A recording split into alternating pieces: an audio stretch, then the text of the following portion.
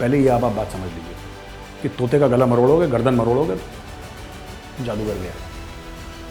मोदी जी जो गए थे जापान में, चाइना और वो कंट्री जैसे म्यांमार है, कंबोडिया है, लाओस है, इन सबको दूर करके जो चाइना के इकोनॉमिक स्फीयर में है, बाकी कंट्रीज को, पाकिस्तानी इसको भगवान मानते हैं, खुदा मानते हैं। उनको ये नहीं पता कि इस आदमी की वजह से जो तुम्हारे मुल्क में भिखारी तुम, जेब तुम्हारी फटी, कपड़े तुम्हारे फटे, खाने का तुम्हारे पास नहीं, तनख्वाहें देने का तुम्हारे पास नहीं। जय हिंद दोस्तों, मैं हूं मेजर गौरव आर्य और आप देख रहे हैं द चाणक्य डायलॉग्स हिंदी। इसके पहले कि मैं आपको दीन दुनिया की खबर दूं और बताऊं क्या चल रहा है, मैं आपसे गुजारिश करूंगा इस वीडियो को लाइक करिए और हमारे चैनल को सब्सक्राइब करिए, हमारा मनोबल बढ़ाइए। जय हिंद। अच्छा दोस्तों, ऐसा है कि भारत के एनएसए श्री अजीत डोवाल कीर्ति चक्र गए तजाकिस्तान। अच्छा साहब, तजाकिस्तान गए और तजाकिस्तान में सिक्योरिटी डायलॉग्स हुए। ये मैंने नोट्स बना रखे हैं कि मैं कुछ भूलूं ना, मेरे दिमाग से कुछ ना निकले, क्योंकि आप ध्यान दीजिएगा, बहुत इंपॉर्टेंट, बहुत जरूरी बात है जो मैं आपसे कहने वाला हूं। तो ये जो सिक्योरिटी डायलॉग्स थे, ये पहले भारत में हुए थे पिछले साल, अब हुए हैं ये तजाकिस्तान में। इसमें आने वाले थे ऑब्वियसली तजाकिस्तान, क्योंकि होस्ट है भारत, रूस, कजाकिस्तान, उज्बेकिस्तान, ईरान, किर्गिस्तान और चीन। आज की तारीख में यानी कि 27 तारीख को ये दुशानबे, जो कि कैपिटल है तजाकिस्तान की, वहां पे हुआ। वहां पे एनएसएज आए और इक्विवेलेंट ऑफ एनएसएज आए। ये बात करी अफगानिस्तान की। फोटोग्राफ देखिए, तब आपको पता चलेगा मैं किस बारे में बात कर रहा हूं। देख सकते हैं आप, इसमें हमारे एनएसए साहब भी खड़े हुए हैं, श्री अजीत डोवाल साहब। ठीक है साहब। तो डोवाल साहब मिले फिर अपने काउंटर पार्ट से। जाहिर सी बात है, ईरान, तजाकिस्तान। इसमें सबसे बड़ी बात यह है ना कि ये तो हो गया, और उसमें रीजनल कोऑपरेशन की बात हुई, उसमें सिक्योरिटी की बात हुई, उसमें अफगानिस्तान की बात हुई। ये अफगानिस्तान ने ये बोला कि साहब देखिए, हमारी तरफ से किसी ने वो नहीं करा, अभी तक किसी मुल्क पर अटैक नहीं करा, छोड़ के पाकिस्तान को तो अपना ही समझते हैं, वो तो उसके ऊपर अटैक करते रहते हैं। इस फोटोग्राफ में मुझे ऐसा दिखा नहीं कोई जिसको मैं पहचान पाऊं कि जो अफगानिस्तान का है, लेकिन कुछ पॉइंट्स थे जो डोवाल साहब ने दिए हैं इसमें। India has historical and civilisational relations with Afghanistan. हमारे सांस्कृतिक और ऐतिहासिक ताल्लुकात अफगानिस्तान के साथ हैं, और भारत हर समय अफगान लोगों के साथ खड़ा हुआ है, और भारत ये करता चलेगा आगे भी। ये पहला पॉइंट था डोवाल साहब का। दूसरा पॉइंट कि इंडिया ने फोकस करा है इंफ्रास्ट्रक्चर, कनेक्टिविटी और ह्यूमैनिटेरियन असिस्टेंस के ऊपर कई दशकों से।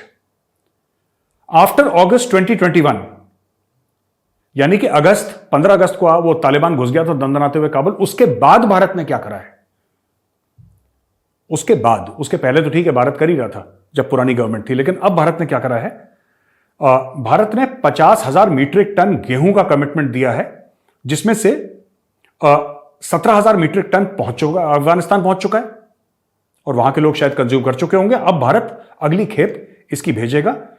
इसके अलावा 5 lakh doses of Covaxin, 5 lakh doses, 13 ton of essential life saving medicine and winter clothing, as well as 60 million doses of polio vaccine.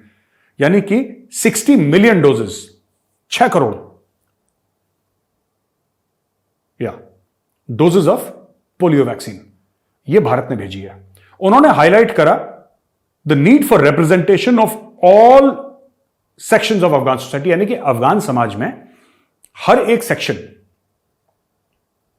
Section का रिप्रेजेंटेशन गवर्नमेंट में होना चाहिए। इसमें माइनॉरिटीज भी शामिल, इसमें विमेन यानी कि जो औरतें हैं वो भी शामिल, ये भारत ने बोला।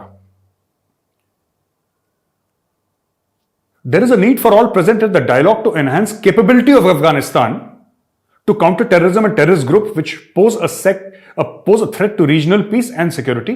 यानी कि अफगानिस्तान का कैपेबिलिटी एनहांसमेंट करना है कि अफगानिस्तान किस तरीके से खुद अफगानिस्तान यानी कि तालिबान सरकार किस तरीके से अफगानिस्तान को इतना सक्षम बनाए, इतना अपने आप को इतना मजबूत बनाए कि टेररिज्म से लड़े। अब ये थोड़ा सा मुश्किल पॉइंट है, क्योंकि ये तालिबान वाले खुद ही कुछ दिन पहले टेररिज्म कर रहे थे, अब ये संभाल रहे हैं, लेकिन किसी तरीके से उनको इनकरेज करा जाए कि साहब ये सब गलत है और आप बाकी टेररिस्ट एलिमेंट्स को आप कंट्रोल करें। Foremost priority should be given to right of life and dignified living, यानी कि जीने का जो हक है उसको तवज्जो दी जाए, उसको इंपॉर्टेंस दिया जाए, और एक डिग्निफाइड लिविंग यानी कि इज्जत से जो बंदा जी पाए वहां पे, and protection of human rights, इसके बारे में भारत ने बात करी।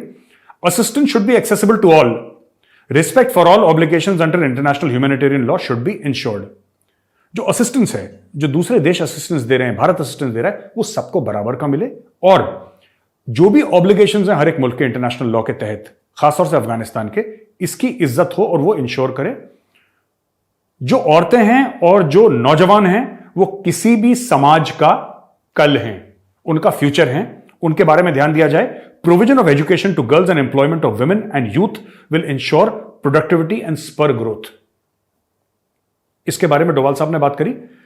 फिर उन्होंने यह बोला कि भारत पहले भी बहुत एक अहम स्टेक होल्डर अफगानिस्तान में रह चुका है, आज भी है, and we have a special relationship. हमारी खास एक रिश्ता है अफगान लोगों से, जो आज से नहीं है, सदियों से बनाया है, और ये आगे भी ऐसे ही चलता रहेगा।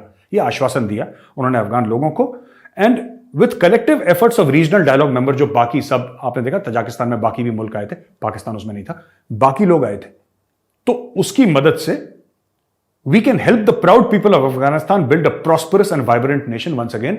जो अफगानिस्तान के जो लोग हैं, जो गैरतमंद लोग हैं, जो कि अच्छे लोग हैं, उनको दोबारा मदद की जाए कि वो एक अच्छा पाकिस्तान दोबारा बनाए। ये डोवाल साहब के पॉइंट्स थे जो उन्होंने वहां पे अच्छा देखिए ना, ये तो बोल दिया इन्होंने डोवाल साहब ने, और बाकी सब लोगों ने भी ऐसी अच्छी अच्छी बातें करी और मदद भी करी है ग्राउंड पे, ऐसी बात नहीं है। इस फोटोग्राफ में मैं दोबारा चाहता हूं एडिटर साहब ये जरा फोटो दिखाइए। इसमें कहीं पाकिस्तान नहीं है, और पाकिस्तान इसलिए नहीं है क्योंकि पाकिस्तान का नेशनल सिक्योरिटी एडवाइजर ही नहीं है अभी। और ऐसी बात नहीं है कि होता तो उसको बुलाते, मैं ये नहीं कह रहा कि अगर कोई होता तो उसको बुलाते, लेकिन है ही नहीं बाय द वे। तो पाकिस्तान का आज तक जो सबसे बड़ा तुर्प का इक्का, जो भी आप में ताश खेलता होगा उसको पता है मैं क्या बात कर रहा हूं, सबसे बड़ा तुर्प का इक्का या हुक्म का इक्का, जो भी कह लीजिए, जो भी वर्ड आप लैंग्वेज यूज करना चाहें, वो ये था पाकिस्तान का कि उनकी सरहद अफगानिस्तान से मिलती है। ये अफगानिस्तान, ये पाकिस्तान। तो जिसको भी अफगानिस्तान जाना है वो या तो ईरान के थ्रू जाएगा, जो समुद्री रास्ते से जा रहा है, मतलब ऊपर से नहीं, समुद्री रास्ते से जा रहा है, या तो ईरान से जाएगा या वो पाकिस्तान से जाएगा। ईरान के साथ तो रिश्ते सबके खराब हैं वेस्टर्न वर्ल्ड के, तो सब पाकिस्तान से जाते हैं। अब क्योंकि वो पाकिस्तान से जाते हैं तो पाकिस्तान के हाथ में तुर्क का इक्का था कि फेंको। पाकिस्तान कहता हम रास्ता बंद कर देंगे, तो सब लोग कह रहे हैं भाई प्लीज यार खोल दो। अब दूसरी चीज हो रही है, अब दूसरी चीज हो रही है टोटल। अब लोग ये कह रहे हैं कि यार हमें ये सब करना क्यों है, हमें पाकिस्तान से जाना क्यों है। इसलिए इतना इंपॉर्टेंट रीजनल सिक्योरिटी डायलॉग हुआ, वहां पे पाकिस्तान को बुलाया नहीं। पाकिस्तान को बुलाते फिर पाकिस्तान कुछ नहीं कर पाता, लेकिन फिर भी पाकिस्तान को नहीं बुलाया। तो पाकिस्तान को किस तरीके से कोशिश करी जा रही है, और कामयाब कोशिश करी जा रही है, कि पाकिस्तान को जैसे दूध में से या चाय में से मक्खी निकाल के फेंक देते हैं, पाकिस्तान को भी अफगानिस्तान से फेंक के। हाँ, पाकिस्तान की जो फौज है, उसके जो दहशतगर्द तंजीमें हैं, उनके साथ उनके कनेक्शंस हैं, रिश्ते हैं, ये हैं वो हैं, ये सब, बट ग्लोबल लेवल पे ये सब देखो छुड़वैया चीजें जो हैं, जो छुड़वैया नेता हैं, वो सब वो करता रहेगा पाकिस्तान, आगे 10 साल करता रहेगा। लेकिन जो असली चीज है अफगानिस्तान में, क्या वो पाकिस्तान कर पाएगा? बिल्कुल नहीं। क्या अफगानिस्तान के मुस्तकबिल में, उनके फ्यूचर में, उनके कल में क्या पाकिस्तान का कोई रोल है? मुझे नहीं लगता कोई रोल है। पाकिस्तान का रोल एक स्पॉइलर वाला है। आपकी गाड़ी चल रही है, महंगी गाड़ी चल रही है, शानदार रोड है, अच्छी हवाएं चल रही हैं, मौसम अच्छा है, आप अपनी फैमिली के साथ गाड़ी में जा रहे हैं, अचानक बिना किसी वार्निंग के एक स्पीड ब्रेकर सामने आ जाता है जिसमें कोई मार्किंग नहीं होती। पाकिस्तान का वो रोल है। क्या पाकिस्तान चीजें खराब कर सकता है? बिल्कुल खराब कर सकता है, इसमें कोई शक नहीं है। इसमें कोई शक नहीं है कि पाकिस्तान चीजें खराब कर सकता है, लेकिन पाकिस्तान चीजें अच्छी नहीं कर सकता। पाकिस्तान किसी की मदद नहीं कर सकता, पाकिस्तान बिगाड़ सकता है। पाकिस्तान अफगानिस्तान में बम धमाके करवा सकता है, लोगों को मरवा सकता है, लेकिन किसी अफगान बच्चे को रोटी नहीं दे सकता, किसी अफगान बच्चे या बच्ची को तालीम नहीं दे सकता, किसी बुजुर्ग को दवा नहीं दे सकता, किसी का मुस्तकबिल संवार नहीं सकता, किसी का भविष्य अच्छा नहीं कर सकता। हां, खून खराबा करवाना है तो पाक फौज जिंदाबाद है, वो कल भी जिंदाबाद थी, आज भी जिंदाबाद है, आगे भी जिंदाबाद रहेगी, उनका काम ही यही है।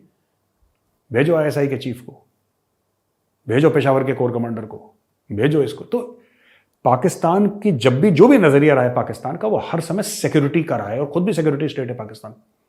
तो हर एक नजरिया, हमारे पास एटम बम है, हमारे पास फौज है, आईएसआई नंबर 1 है। इसके अलावा आपने कोई गाना पाकिस्तान से नहीं सुना होगा, तो वही गाना बोलोगे अफगानिस्तान में जा। अब इनको दूध या चाय, जो भी आपकी फेवरेट है, आप दूध पीते हैं, चाय पीते हैं, जो भी समझ लीजिए, मक्खी तो फिर मक्खी होती है, मक्खी को निकाल के कोने में रख दिया। तो ये डायलॉग्स का मतलब था टोटल। अच्छा, अब दोस्तों मैं आपको ले चलता हूं थोड़ा सा, जो क्वाड में मीटिंग हुई थी। काफी लोग मुझसे कह रहे थे कि साहब आपने क्वाड की मीटिंग का आपने डिस्कस नहीं करा, तो मैंने ये भी पॉइंट बना रखा है कि क्वाड की मीटिंग का। अच्छा, इसमें ना 2019 में आपको एक बात ये दिस थिंग कि ये जो बात थी कि 2000 सॉरी माय मिस्टेक, ये अप्रैल 2021 को, अगर मैं गलत मुझे महीना नहीं याद आ रहा है, ये सप्लाई चेन रेजिलियंस इनिशिएटिव शुरू करा गया। ठीक है, और जिसमें ये सब कंट्री, इंडिया भी था, और इसमें देखिए सब इंडिया, ऑस्ट्रेलिया, जापान, तो ये इन सब, यूएस नहीं था उसमें इनिशियली। अब इसमें क्या हुआ कि ये इन्होंने ज्वाइन करा और बोला कि supply chain resilience initiative. Resilience आप जानते हैं, किसी चीज को वापस धकेलने की, रेसिस्ट करने की, तो उससे वर्ड आता है रेजिलियंस। सप्लाई चेन मैं आपको बताता हूं। देखिए, जब दुनिया में मैन्युफैक्चरिंग होती है सब, तो एक कार ले लीजिए फॉर एग्जांपल, एक कोई भी ऑटोमोबाइल ले लीजिए, गाड़ी ले लीजिए, उसके हजारों दर हजारों पुर्जे होते हैं, और सारे पुर्जे एक फैक्ट्री में नहीं बनते। इंजन एक फैक्ट्री में बनता है, टायर एक फैक्ट्री में बनता है, स्टीयरिंग एक फैक्ट्री में बनता है। ठीक है, उसकी हो सकता है हेडलैम्प्स कहीं और बन रहे हो, उसका म्यूजिक सिस्टम कहीं और बन रहा हो, उसका एयर कंडीशनर कहीं और बन रहा हो, उसका जो कार्बोरेटर है वो कहीं और बन रहा हो, उसका क्रैंक शाफ्ट, उसका कैम शाफ्ट, उसके फ्लाई व्हील्स, उसकी इलेक्ट्रॉनिक सर्किटरी, उसकी सॉफ्टवेयर, सब अलग अलग जगह बनती है। और ये पूरा मिलके, पूरा का पूरा मिलके एक सप्लाई चेन बनती है। तो दोस्तों, आपने सप्लाई चेन, आप ये लगा लीजिए कि कोई भी प्रोडक्ट को बनाने में इनपुट से लेकर आउटपुट, उसका सेल, उसका डिस्ट्रीब्यूशन, उसके पार्ट्स, उसके मतलब जो पूरा एक तामझाम होता है ना, that entire thing is supply chain. दुनिया की सप्लाई चेन चाइना पे डिपेंडेंट है। दुनिया की सप्लाई चेन दोस्तों चीन पे डिपेंडेंट है आज की तारीख में, क्योंकि चीन जो है वो दुनिया का मैन्युफैक्चरिंग हब है, और चीन की ताकत यही है कि दुनिया का मैन्युफैक्चरिंग हब है। आप पहले समझ लीजिए कि जादूगर की जान तोते में है। तोते का गला मरोड़ोगे तो जादूगर मर जाएगा। पहले ये आप बात समझ लीजिए कि तोते का गला मरोड़ोगे, गर्दन मरोड़ोगे तो जादूगर गया। मोदी जी जो गए थे जापान में, वो तोते की गर्दन मरोड़ने गए थे, और तोते की गर्दन 2-3 साल से मरोड़ने में लगे हुए मोदी जी, और तोते की चीखें निकलना शुरू हो गई हैं। अब मैं आपको समझाऊंगा डिटेल में, आसान शब्दों में, कि ये सप्लाई चेन रेजिलियंस क्यों इतना जरूरी है। चाइना में दसियों लाखों मोटरसाइकिल बनती हैं, दसियों लाखों मोटरसाइकिल बनती हैं। ठीक है दोस्तों, अगर मैं आपसे यह बोलूं कि चाइना का किसी मोटरसाइकिल का ब्रांड का नाम बताइए, तो हो सकता है आपको ना पता हो। अगर मैं आपको यह बोलूं कि चाइना के अंदर किसी कार का ब्रांड बताइए, तो आपको शायद नहीं पता होगा। ये एमजी हेक्टर वगैरह ये सब ब्रिटिश कंपनीज थी, ये चीन ने खरीद ली हैं, ओरिजिनल चाइनीज कंपनीज नहीं है ये। जैसे हमारे यहां महिंद्रा बनाता है गाड़ियां, या फिर टाटा बनाता है, एक दो और कंपनीज भी गाड़ियां बनाती हैं, और इनके नाम ग्लोबली लोग जानते हैं। महिंद्रा की गाड़ियां आपको यूरोप में मिल जाएंगी, आपको बुलेट मिल जाएगी यूरोप में, आपको अमेरिका में बुलेट मिल जाएगी लोगों की। These are loved brands. चीन का बहुत मुश्किल है आपको कुछ ऐसा ढूंढना, बहुत मुश्किल। ठीक है, मोबाइल फोन उसके ऑनर के और वीवो के और क्या क्या उनके नाम है, शाओमी और पता नहीं कैसे, मैं तो इस्तेमाल नहीं करता, लेकिन ये आपको मिल जाएंगे कई सारे मोबाइल फोन्स में। बट इसके अलावा अगर आप कोई मैकेनिकल चीजों के बारे में सोचें कि कोई बड़ा ब्रांड है, आपको नहीं मिलेगा चाइनीज का। चाइनीज इकोनॉमी क्या करती है मैं आपको बताता हूं। एप्पल के फोन्स हम सब लोग जानते हैं। एप्पल ने कॉन्ट्रैक्ट दिया एक कंपनी को, ठीक है, होंगहाई प्रिसिजन, फॉक्सकॉन एटसेट्रा एटसेट्रा। वो चाइनीज कंपनी नहीं है। उन्होंने ठेका दिया इनको बनाने के लिए, इन्होंने ठेका वापस किसी चाइनीज कंपनी को बोल दिया तुम बनाओ। ये सब कॉन्ट्रैक्टिंग का भी सब कॉन्ट्रैक्टिंग हो गई। ये चाइना काम करता है। चाइना अपने ब्रांड नहीं बनाता। कल अगर मैं आपको बोलूं कि सब अगर कोई फोन है, वही एप्पल का फोन तो अभी इंडिया में भी बन रहा है, पर वही एप्पल का फोन अगर चाइना से बन के आए और उसमें एप्पल का लोगो हटा के कोई चाइनीज लोगो लगा दो, हो सकता है आप उतने पैसे ना दें उस फोन के। आप समझ मेरी बात? तो चाइना की ताकत क्या है? चाइना की ताकत है कॉन्ट्रैक्ट मैन्युफैक्चरिंग। चाइना के पैसे कॉन्ट्रैक्ट मैन्युफैक्चरिंग से आते हैं। चाइना के पैसे कॉन्ट्रैक्ट मैन्युफैक्चरिंग से आते हैं, और यही चाइना का सुपर पावर है, जो चाइना का पैसा है। चाइना की मिलिट्री उसका सुपर पावर नहीं है। तो जो लोग कहते हैं कि हमने लद्दाख में चीनी फौज को मजबूत जवाब क्यों नहीं दिया, हमने डोकलाम में चीनी फौजों को मजबूत जवाब क्यों नहीं दिया,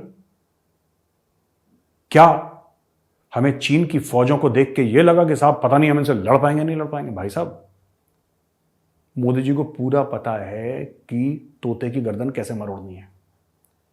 China is not a military super power. आपको चाइना की फौज से उसके बारे में सोचने की कोई आवश्यकता नहीं है। अगर आपको डरना है तो चाइना की इकोनॉमी से डरिए। अगर आपको मारना है तो चाइना की इकोनॉमी को मारो। और जिस दिन आपकी चाइना, देखिए ये हो सकता है, ये पॉसिबल है, ये हो सकता है, ये पॉसिबल है। अभी $50 बिलियन का एक कॉर्पस बनाया है ये सब देशों ने मिलकर, क्वाड के देशों ने मिलकर एक $50 बिलियन, $50 अरब का एक कॉर्पस बनाया। बोला कि ठीक, जो मुल्क जिन्होंने चाइना से, छोटे छोटे मुल्क हैं जैसे कि उस पूरे एशिया पैसिफिक एरिया में जो कि लोन ले रहे थे चाइना से, ये इनको लोन लेंगे, बोलेंगे चाइना से हटो, हम तुम्हें पैसा देते हैं और हम तुम्हें आसान किश्तों में पैसा देंगे, हम तुम्हें परेशान नहीं करेंगे। और चाइना जैसे भुक्कड़ नहीं है कि श्रीलंका को पैसा दिया, उसका पोर्ट खा लिया, ठीक है, पाकिस्तान तो पूरा ही निगल गया। वो अफ्रीका के कंट्रीज में उन्होंने बहुत, तो चीनी जो है ना, दे आर मतलब वो बहुत बुरा हाल करते हैं जब भी किसी को पैसा देते हैं। बिल्कुल पुराने टाइप के जो सूदखोर हैं वैसे ही होते हैं चाइनीज। तो इन्होंने बोला कि हम ये $50 बिलियन का, इसमें और पैसा आएगा, 10 गुनी ज्यादा पैसा आएगा, 500 बिलियन भी होगा एक दिन ये। तो धीरे धीरे ये कार्रवाई शुरू कर दी और सबको पता लग गया है, कोऑर्डिनेशंस को, ठीक है। अगर आपको चाइना को खड़काना है तो खड़काने एक तरीका यही है। एक और चीज मैं आपको बताना चाहता हूं दोस्तों, ये मैंने नोट्स बनाए हैं। The Indo Pacific economic framework for prosperity seeks to counter China's influence with creating integrated, resilient and clean economies. देखिए, ये जो IPEF है, यानी कि इंडो पैसिफिक इकोनॉमिक फ्रेमवर्क, ये वही चीज है। इसमें चाइना और वो कंट्री जैसे म्यांमार है, कंबोडिया है, लाओस है, इन सबको दूर करके जो चाइना के इकोनॉमिक स्फीयर में है, बाकी कंट्रीज को अपने स्फीयर में लाना। क्योंकि चीन का पैसा लेके कोई कभी खुशहाल नहीं हो पाया, ये लोगों को पता है, ये प्रूव हो चुका है ग्राउंड पे, एक नहीं 50 बार प्रूव हो चुका है। तो सब लोग किस चीज के पीछे पड़ गए? मिलकर हाथ धो के पड़ गए चाइना की इकोनॉमी के पीछे। अब धीरे धीरे प्रेशर पड़ेगा जो अमेरिका में चाइनीज कंपनीज हैं, या फिर वो अमेरिकन जो चाइनीज कंपनीज के लिए, जो चाइनीज कंपनीज को कॉन्ट्रैक्ट देते हैं, उनके ऊपर प्रेशर पड़ेगा कि भाई अगर आपको बाहरी मैन्युफैक्चर करवाना है तो आप इंडिया से करवाओ, क्या दिक्कत है? इंडिया से करवाओ, थाईलैंड से करवाओ, आप इंडोनेशिया से करवाओ, किसी से भी करवाओ, फिलीपीन से करवाओ। फिलीपींस में बड़ी जबरदस्त मैन्युफैक्चरिंग है, चाइना क्यों जाते हो? चाइना का ह्यूमन राइट्स का रिकॉर्ड बहुत खराब है, चाइना के 10 रिकॉर्ड और बहुत खराब है। Why to go to China? It's an embarrassment. ये असली लड़ाई, जो लड़ाई लड़ी जा रही है दोस्तों, ठीक है, हमारी फौजें बड़ी बहादुरी से खड़ी हैं वहां पे बॉर्डर पे, इसमें कोई शक नहीं है, लेकिन जो असली जंग है जो लड़ी जा रही है, वो चाइना की पेट पे लात मारने की जंग है। चाइना के मुंह पे थप्पड़ मारने की नहीं, चाइना के पेट पे लात मारने की जंग चल रही है। और इसमें काफी हद तक दुनिया कामयाब हो रही है। धीरे धीरे धीरे चाइना के हाल बुरे हो रहे हैं और बुरे होंगे। दोस्तों, अब हम आ जाते हैं अपने फेवरेट टॉपिक पाकिस्तान के। मैंने आपको चीन भी घुमा दिया, मैंने आपको तजाकिस्तान भी घुमा दिया, जापान भी घुमा दिया, अमेरिका और जापान सब। अब वापस चलते हैं पाकिस्तान, आवर फेवरेट डेस्टिनेशन, ठीक है। पाकिस्तान में इमरान खान ने आजादी मार्च था, उसको बोला कि ठंड रखो। ये डरपोक आदमी भी है, मैं इसके बारे में ही बताऊंगा आपको। इमरान खान ने यह बोल दिया है कि साहब मैं 6 दिन का अल्टीमेट दे रहा हूं सरकार को, आप इलेक्शन अनाउंस करो, ठीक है ना, इलेक्शन अनाउंस करो वरना मैं फिर सड़क पे आ जाऊंगा। असली बात यह है कि जो इमरान खान एक्सपेक्ट कर रहा था कि इतने लोग, समंदर आ जाएगा लोगों का, उतने लोग इस्लामाबाद में निकले नहीं इमरान खान के सपोर्ट के लिए। भारत के लिए अच्छा अगर इमरान खान आ जाए, क्योंकि कोई अपने मुल्क से इतनी शिद्दत से नफरत नहीं करता जितना इमरान खान करता है। कैसे? मैं ये नहीं कह रहा कि डायरेक्टली नफरत करता है, वो खुद से इतना प्यार करता है कि उसके लिए मुल्क has become priority number 2। Imran Khan खुद से इतनी मोहब्बत करता है कि पाकिस्तान उसके लिए प्रायोरिटी रह ही नहीं गया है। वो पाकिस्तान को कोने में डाल के पहले खुद का पेट भरने के चक्कर में, अपनी ईगो का पेट। ठीक है, अब दोस्तों देखिए कि उसने 6 दिन का अल्टीमेटम दे दिया। 6 दिन के अल्टीमेटम में फिर वो कोशिश करेगा कि लोग आए, और लेकिन अब सरकार को भी पता लग गया है, और राणा सनाउल्लाह जो उनके इंटीरियर मिनिस्टर है, होम मिनिस्टर है पाकिस्तान के, उनका स्टेटमेंट क्या है कि सरकार ने भी ये गलती कर दी है समझने के लिए कि इसके साथ तो पूरा जन सैलाब था, ऐसा तो हुआ नहीं। यानी सरकार को भी डर लग गया था पहले इमरान खान, पता नहीं क्या कर देगा। अब पता लगा कि नहीं, खान में हवा भरी है ज्यादा, खान की इतनी औकात नहीं कि जितना ये लोग समझते थे। ठीक है, अब इसके पहले मैं आपको बताऊं कि इमरान खान का कॉन्फिडेंस कहां से आता है। ये ऐसा कौन सा च्यवनप्राश है जो इमरान खान खाता है जिससे इमरान खान की इतनी ताकत आती है, कॉन्फिडेंस। दोस्तों ऐसा मैं आपको बताता हूं, इसमें कहानी कुछ और है। इमरान खान को पैदा करा जनरल हमीद गुल ने, ये जिनकी फोटोग्राफ आप देख रहे हैं, जनरल हमीद गुल, ये डीजी आईएसआई था, और अफगानिस्तान के अंदर जो बुरे हाल हुए, ये कई पाकिस्तानियों के लिए हीरो है। कई पाकिस्तानी इसको भगवान मानते हैं, खुदा मानते हैं। उनको यह नहीं पता कि इस आदमी की वजह से जो तुम्हारे मुल्क में जो ब्लास्ट हो रहे हैं ना, बॉम्ब ब्लास्ट, जो तुम्हारे मुल्क में चरस, अफीम, गांजा, कोकेन, हेरोइन जो बिक रही है, वो इसी आदमी के चक्कर बिक रही है, क्योंकि इस आदमी ने बोला कि चलो एडवेंचर करते हैं। वो ज़िया उल हक का खास जनरल हमीद गुल, अब तो नहीं रहा इस दुनिया में वो, लेकिन इस आदमी ने इमरान खान को पैदा करा था। बनाई से पैदा करा, सियासी तौर पे इसको, पॉलिटिकल, राजनीतिक तौर पे इसने पैदा करा। काफी आईएसआई चीफ्स उसके बाद आए जिन्होंने इमरान खान को सपोर्ट करा। जनरल शुजा पाशा उसमें एक था जिसने सपोर्ट करा इमरान खान को। जनरल फैज हमीद जो अभी पेशावर का कोर कमांडर है, उसने इमरान खान को सपोर्ट करा। दोस्तों इमरान खान ने जब स्ट्रगल करा था ना शुरू में, शौकत खानम अस्पताल बना रहा था, ये कर रहा था, वो कर रहा था, जब इमरान खान को लोगों ने सपोर्ट करना शुरू करा, इमरान खान ने कभी मुसीबत नहीं देखी। हाँ, पॉलिटिकल स्ट्रगल सब करते हैं, सारे पॉलिटिशियंस करते हैं, तो इसमें कोई नई बात नहीं है। इमरान खान ने कभी मुसीबत नहीं देखी अपनी जिंदगी में। इमरान खान ने कभी भी कोई परेशानी नहीं देखी। इमरान खान कभी जेल नहीं गया। इमरान खान की कभी पिटाई नहीं हुई। इमरान खान को कभी एग्जिट कंट्रोल लिस्ट में उसका नाम नहीं डाला। इमरान खान को कभी किसी ने टाइट नहीं करा। कभी कोई वीगो, जो आईएसआई वाले गाड़ी इस्तेमाल करते हैं ना, वीगो, ब्लैक वीगो, उसमें बैठा के कोई नहीं ले गया इमरान खान को अभी तक। उसको अभी तक कोई बैठा के नहीं ले गया। तो इमरान खान अभी तक सेफ है, बिल्कुल, ही इज टोटली सेफ। उसके कॉन्फिडेंस का कारण यही है। नवाज शरीफ जेल में रहा 2 बार। नवाज शरीफ को कितने सालों तक देश के बाहर फेंक दिया। जद्दा में रहा वो 10 साल तकरीबन, मैं I think 10 years if I am not wrong. आज की तारीख में भी बाहर है। कई सालों तक जरदारी, आसिफ अली जरदारी, वो जेल में रहा, कालकोठरी में रहा। इन सब के साथ बहुत बुरा हुआ। ये डिजर्व करते थे, नहीं करते थे, ये तो फ्यूचर बताएगा, ये मैं नहीं कह सकता। लेकिन ये सब जेल में रहे, इन्होंने मार खाई, इनके साथ टॉर्चर हुआ, इनके साथ बदसलूकी हुई। इमरान खान ने यहां तक बोल दिया इसका एसी हटाओ, छिछोरा आदमी है ना इमरान खान, इसका एसी हटाओ, ये हटाओ, वो हटाओ। उसने सारा कुछ करा इमरान खान ने, और सारा कुछ करने के बाद ये लोग अब पक्के हो रखे हैं। इमरान खान के बाल पकड़ के कभी इमरान खान को घसीटा नहीं, किसी ने नहीं घसीटा इमरान खान को। इमरान खान जेल नहीं गया, जैसा मैंने आपको बताया था। इमरान खान अभी तक, जिसको वो गुजराती में कहते हैं ना, मजानी लाइफ, अभी तक मजे मार रहा है। इमरान खान ने क्योंकि दिक्कतें नहीं देखी, इमरान खान को ऐसा लगता है कि सब बल्ले बल्ले है, एवरीथिंग इज वेरी गुड। उसको यह नहीं पता कि जब तेरी सरकार बनी थी तो पाकिस्तानी फौज थी जिसने लोगों को फोन करा था कि इमरान को सपोर्ट करो, इमरान को सपोर्ट करो। मैं पॉलिटिशियंस की बात कर रहा हूं, मेंबर ऑफ नेशनल असेंबली जो अपनी अपनी पार्टियां छोड़ कर आए थे। बोला किसको सपोर्ट करो, नून लीग को नहीं, नून लीग को नहीं, खान साहब को सपोर्ट करेंगे। वो इमरान खान को डर के मारे, फौज के डर से लोगों ने इमरान खान को सपोर्ट करा। इमरान खान को यह गलतफहमी हो गई कि मैं तो इतना हैंडसम हूं, मैं इतना खूबसूरत हूं, मैं इतना कैरिज्मेटिक हूं, मैं तो वर्ल्ड लीडर हूं, मैं तो इस्लामिक उम्मा का बिल्कुल एक फ्लावर पॉट हूं, गुलाबी गुलाब मुझ पे हो गया भाई। तो लोग तो इसलिए पागल हो रखे, उसको यह नहीं पता था कि यह सब सिंथेटिकली मैन्युफैक्चर्ड था by the Pakistan army. Pakistan army ने यह खाना उसको बना के खिलाया और लोगों को खिलाया। अब ये जो दानव है इमरान खान नाम का, ये जैसे भस्मासुर की आपने कहानी सुनी है ना कि किसके सर पे हाथ रखता है उसको भस्म, ये अब पाकिस्तानी फौज के लिए भस्मासुर बन गया है। अभी उन्हीं की बात नहीं मानता, अब उन्हीं को गालियां दे रहा है। आप ये देखिए, एक छोटा सा ट्विटर हैंडल यहां पे देखिए, मैंने स्क्रीनशॉट इसका लिया था। अब ये देखिए दोस्तों, ये जो है ट्विटर हैंडल, ये ट्विटर हैंडल आप जाएंगे तो ये देखेंगे किस तरीके से आर्मी चीफ को गालियां दे रहा है ट्विटर हैंडल, नीचे भी। और ऐसे कई हजारों ट्विटर हैंडल हैं दोस्तों, कई हजारों पाकिस्तान में जो कि ट्रेंड चलाते हैं। ये है, इसका नाम है सनी सुलेमान 6 @सनी सुलेमान 6।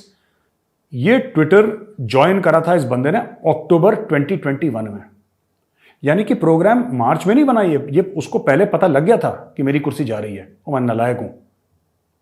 इसने बैकग्राउंड में काम शुरू कर दिया था। कंजर बाजवा, कंजर Nawaz, this is the kind of language that these people are using for their army chief and one of the senior politicians who's been prime minister of Pakistan 3 times। तो बाजवा चोर है, इस टाइप के हैशटैग चलाना, और ये उल्टे सीधे हैशटैग अपनी फौज के खिलाफ इमरान खान ने अपनी ईगो में अपनी फौज, ये फौज से कहता है कि कल तुम मुझे सपोर्ट कर रहे थे, आज तुम मुझे सपोर्ट क्यों नहीं कर रहे। और अगर मुझे आज तक इंडिया में क्या कंफ्यूजन है, जो पाकिस्तानी दोस्त मेरे सुन रहे हैं मैं उनको बता दूं, भारत में तो ये कंफ्यूजन है कि भाई इमरान खान का दिमाग खराब है, अगर वो मेजोरिटी हार गया बाहर जाओ, इलेक्शंस का वेट करो, दोबारा मेजोरिटी प्रूव करो। भारत में तो ऐसे ही होता है, हर एक डेमोक्रेसी में ऐसे ही होता है, छोड़ के पाकिस्तान। ये कह रहा है कि तुमने साजिश करी है बाहर से, अमेरिका को कंफ्यूज कर दिया इमरान खान। अमेरिका कह रहा है भाई तुम्हारे पास है क्या ऐसा कि हम तुम्हारे खिलाफ साजिश करेंगे? क्यों करेंगे? कोई भी आदमी, साजिश उसके खिलाफ होती है जिसके पास हो। भिखारी तुम, जेब तुम्हारी फटी, कपड़े तुम्हारे फटे, खाने का तुम्हारे पास नहीं, तनख्वाहें देने का तुम्हारे पास नहीं, कोई पागल होगा जो तुम्हारे खिलाफ साजिश करेगा। पूरी दुनिया, इनका best friend China, best friend China, इनका so called best friend Russia, जो उनको घास नहीं डालता, भाई ये लोग समझते हैं कि बेस्ट फ्रेंड रशिया। उसने तो सिक्योरिटी डायलॉग में तुम्हें बुलाया नहीं, उसने तो बोला नहीं कि पाकिस्तान को शामिल करो, जबकि तुम बिचौलिए थे ना दुनिया और अफगानिस्तान के बीच में। तुम तो दलाल थे, तुम तो दलाली खा रहे थे इतने सालों से कि अफगानिस्तान जाओगे, हमें इतने पैसे दो। तो भाई तुम में लोग इंटरेस्टेड नहीं है। ये साजिश, मुझे मार देंगे इमरान खान, ये हर दूसरे दिन मुझे मार देंगे। कौन मारेगा भाई तुझे? किसने मारना है? किसको इंटरेस्ट है? किसको इंटरेस्ट है? Nobody is going to kill you, relax, you are not that important. And even Pakistan today is not that important by the way. Imran तो एक इंसान है, even Pakistan is not important. Atom bomb है हमारे पास, बम है, उसके ऊपर सॉस लगा के खा जाओ समोसे की तरह, यार किसी कोई फर्क नहीं पड़ता। ठीक है, तो दोस्तों ये भी बात हो गई पाकिस्तान की। अच्छा, एक और मैंने जो पॉइंट लिखा है, इस पॉइंट के ऊपर ईरान का ये पॉइंट है कि भाई foreign minister Bilawal Bhutto appreciates Iran steadfast support for Kashmir cause. भाई ईरान ने कोई कश्मीर के ऊपर स्टेटमेंट दे दिया तो बिलावल भुट्टो एक बात बताओ यार, तुम्हें कश्मीर मिल जाएगा उससे अगर ईरान ने स्टेटमेंट दे दिया तो? और ईरान को पूछ कौन रहा है? ईरान को कौन पूछ रहा है यार? ईरान भी तुम्हारी तरह डिप्लोमेटिकली आइसोलेटेड है। वही अपने जैसे एक अंधा कोड़ी राम मिलाए जोड़ी जो होता है ना, अपने जैसे तुमने 4-5 इकट्ठा कर रखे हैं जो कश्मीर कश्मीर करते रहे। देखो कोई फर्क नहीं पड़ता, कश्मीर का गाना बंद करो, और नहीं बंद करना तो और जोर से कहो, हमें तो कोई फर्क नहीं पड़ता। Kashmir will remain and has always been an integral part of India. ये इशू नहीं है कि कश्मीर में, भारत का जो कश्मीर है उसमें क्या हो रहा है, जो तुमने इलीगली ऑक्यूपाई कर रखा है वो कब वापस लेना है, उसके ऊपर हमारी प्लानिंग मुकम्मल है। और जिस दिन तुम लोग आपस में लड़ रहे हो, इमरान खान यासीन मलिक के लिए धरने नहीं दे रहा, अपनी कुर्सी के लिए धरने दे रहा है। अरे इंडियन हाई कमीशन है इस्लामाबाद में, उसके सामने जाके धरने शरने दो, कुछ लोगों को मोटिवेट करो कि आओ कश्मीर की आज़ादी के लड़ाई, कुछ तो करो यार। ट्विटर पे एक ट्वीट कर दिया। अब ये देखो, मैं बता रहा हूं पाकिस्तान का कहां दिमाग खराब है। ये फोटोग्राफ देखिए, ये शाहिद अफरीदी ने अपने ट्विटर पे डाली थी, आपने देखी होगी फोटोग्राफ, आप देख रहे हैं। इसमें सो कॉल्ड जो आजाद कश्मीर है, जो एक्चुअली पीओके है, Pakistan occupied Kashmir, so called Azad Kashmir का झंडा ऊपर है और पाकिस्तान का झंडा नीचे है। देखा आपने इस फोटो में? देखा आपने दोस्तों? पाकिस्तान का झंडा नीचे है और सो कॉल्ड जो आजाद कश्मीर जो ये लोग कहते हैं, जो एक्चुअली में पीओके है, इसका झंडा ऊपर है। यही पाकिस्तान की पॉलिसी सबसे खराब है। इन्होंने कश्मीर को पहले रखा है और पाकिस्तान को नीचे रखा है। ये गलती से झंडा नहीं लगा, इसके दिमाग में भी ऐसा ही है शाहिद अफरीदी के, और सारे के सारे 22-23 करोड़ पाकिस्तानी आवाम के भी दिमाग में यही है कि पाकिस्तान नीचे है, कश्मीर ऊपर है। इसलिए पूरे दिन कश्मीर कश्मीर कश्मीर करते हैं। इमरान खान ने भी बोला मैं कश्मीर का सफीर बनूंगा, एम्बेसडर बनूंगा कश्मीर का। कभी नहीं बोला मैं पाकिस्तान का एम्बेसडर बनूंगा, वो कश्मीर का बनूंगा। बिलावल भुट्टो को इनवाइट करा फूड सिक्योरिटी कॉन्फ्रेंस के लिए,